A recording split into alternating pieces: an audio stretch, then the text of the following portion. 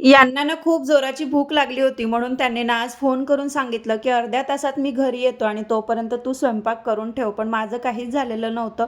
म्हणून मी झटपट ना आज शेंगोळे बनवायला घेतलेले आहे. तर आलं, लसूण, जिरं आणि थोडीशी कोथिंबीर पेस्ट करून घेतलं. त्यानंतर आपली कणिक जी असते ना पिठाची ती, त्याच्यामध्ये थोडंसं बेसन टाकून सुके मसाले टाकले, हळद, तिखट, धनिया पावडर आणि त्यानंतर जे मी पेस्ट करून घेतली मिक्सरच्या भांड्यामध्ये ते टाकून घेतलं. थोडंसं कच्चं तेल टाकलं आणि त्यानंतर ओवा, तीळ असं वगैरे टाकून थोडंसं मीठ टाकून ते कणकीसारखं भिजवून घेतलं आणि त्यानंतरनं कढईमध्ये जिरं, मोहरी टाकून घेतली. त्यानंतर जे काही वाचलेलं जे वाटण होतं मिक्सरच्या भांड्यामधलं आलं, लसूण आणि कोथिंबिरीचं तेही टाकून घेतलं. याच्यातही थोडेसे मसाले टाकले. त्यानंतर कांदा, टमाटर ऑप्शनल आहे. नाही जरी टाकलं तरी पण छान होते.